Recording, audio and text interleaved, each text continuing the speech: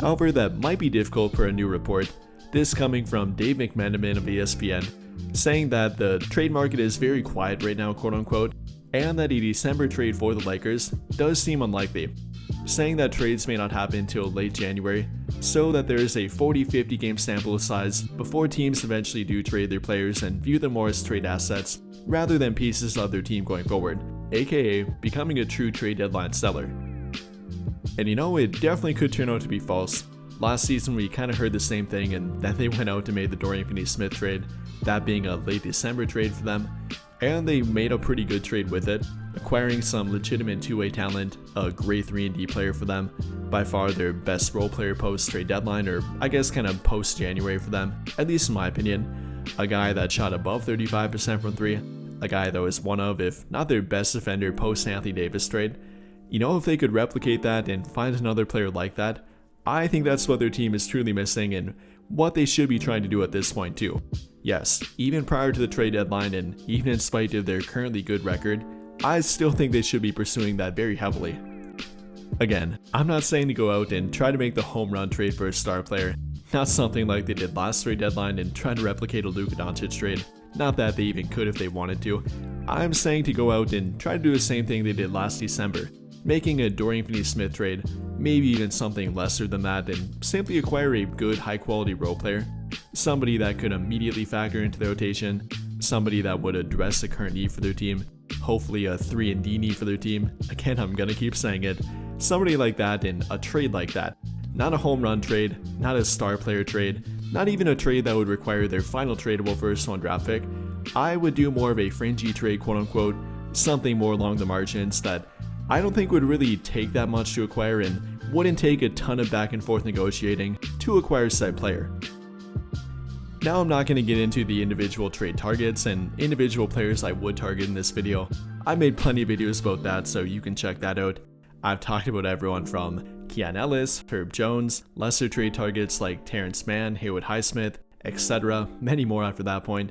You can go watch those if you want my detailed thoughts on actual trade targets and the player that would fit this kind of 3-and-D two-way player profile, but that would be my kind of objective, what I would try to do at this point, what I would try to do against this report really, try to make a trade before December, at least prior to the trade deadline and well before the trade deadline, try to make a late December, early January trade to get more chemistry with the player prior to the trade deadline, prior to the latter part of the season and really crunch time during the season. When it comes down to a standings crunch and we're trying to get a home playoff game, try to acquire that player long before that point and integrate them within this current team. And not to mention having time to reevaluate their team after the trade and before the trade deadline. Getting to see how much the trade would change their team and how much against that player would affect their team, if they wouldn't have to make a gigantic trade or multiple trades after that point, if it would simply come down to making another trade like the one they made first, another kind of lesser 3-and-D player or two-way player. I kind of hate the word lesser, but simply in regard to trade assets, kind of do that and see how it would affect their team again. That's what I would do, and that would be my plan with the team and with the current trade market too. However, even apart from Luka Doncic here, if they are in fact playing without all three of Rui, Gabe, and Austin Reeves, that's 3 of their 4 guys in their entire team that are currently shooting above 35% from 3. And no, I'm unfortunately not kidding about that. Up until this point, Lakers only have 4 guys shooting above the 35% mark, including Rui Hachimura, Austin Reeves, Gabe Vincent, and Nick Smith Jr., which are kind of only 3 guys in their main rotation, Nick Smith being in there sometimes, but mainly as an injury replacement, not to mention that he's not officially on the 15-man roster, is kind of an extension of it with a 2-way contract, not to mention that he's limited to 50 games on that 2-way contract. They only have 3 guys in their 15-man roster, and within their main rotation, shooting above 35% from 3, which is simply league average. Only one of which that's shooting above 40%, that being Rui Hachimura.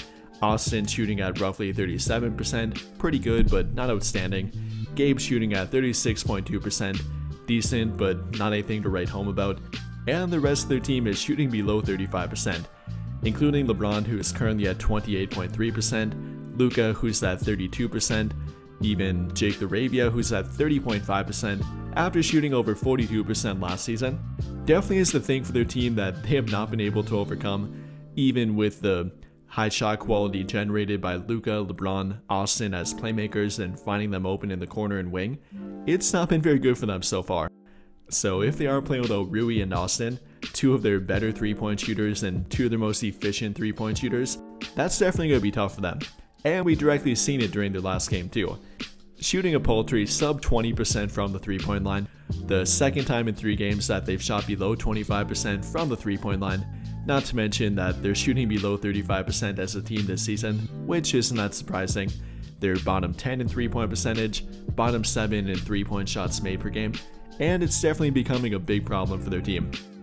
I mean, without Luka Doncic, who's the driving force of their offense and pretty much the most efficient part of their offense inside the 3-point line, getting to the rim, shooting from the mid-range, and doing the little in-between game stuff, without him it's definitely a lot tougher for their team. Yes, obviously LeBron, who can get to the rim and finish at the rim, but apart from that, they don't have much shooting ability around them, they don't have many shot creators around them, and it's definitely a pretty tough thing to overcome. I mean, it almost makes it more impressive that they're a top 10 offense in spite of that, in spite of being a bottom 10 3-point shooting team, in spite of having little shot creators on their team and not many guys shooting above 35% from the 3-point line.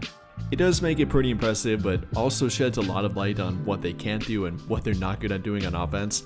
Then factoring in that they're not a good defensive team, definitely a lot of missing pieces on their team, not even from their injuries and the guys that they are missing or could be missing going forward, but what their team simply doesn't have at this point too.